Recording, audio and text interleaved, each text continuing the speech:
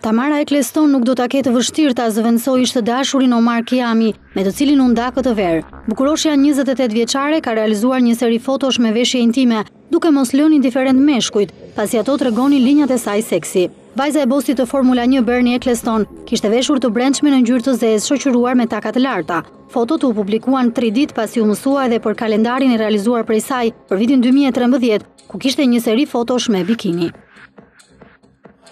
Gjithçka po shkon mirë mes nesh. Për herë të parë Kristen Stewart ka komentuar lajmet e fundit që lidhen me ndarjen e saj nga Robert Pattinson. Aktoria nuk kishte folur për marrëdhënien personale apo profesionale me aktorin, që kur u fotografua duke e tradhtuar atë me regjisorin e martuar britanik Rupert Sanders. Ne do të jemi shumë mirë, gjithçka po shkon mirë, u përgjigj ylli Twilight në një konferencë për shtyp, për herë të parë që pas shpërthimit të skandalit 6 javë më parë.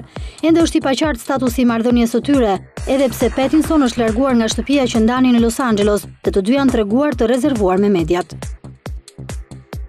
Daniel Craig ka nënshkruar kontratën për realizimin e 2 filmave të tjerë të James Bond, nga të cilat do të sigurojë 20 milion pound. Pas realizimit të Skyfall në rolin e agentit 007, 44 vjeçari ka firmosur marrëveshje për secilin nga filmat me vlerë 10 milion pound.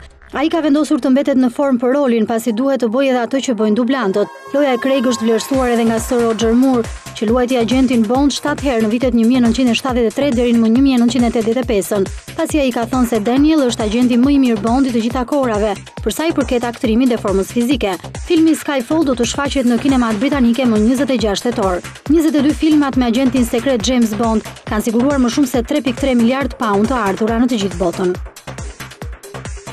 Ai është një nga aktorët më të njohur në Hollywood dhe nuk ka probleme me realizimin e filmave, por kur vjen puna për familjen, Pitt nuk është shumë optimist. Ai ka rrëfyer se të kujdeset për fëmijët që ka me partneren e tij Angelina Jolie është më e vështirë se sa të aktrojë në filmat aksion. Duke folur në premierën e filmit të tij Killing Them Softly në Londër, aktori deklaroi: "Atë shkaktojnë dhimbje. Patjetër që po, gjunjët nuk të funksionojnë më dhe shpina të dhem. Të bësh gati fëmijët për në shkollë është aq e dhimbshme sa gjërat që duhet të bëjnë në këtë film." 48 vjeçari konfirmoi se ai dhe Angelina Jolie do të martohen, edhe pse shumë gjëra nuk janë planifikuar ende.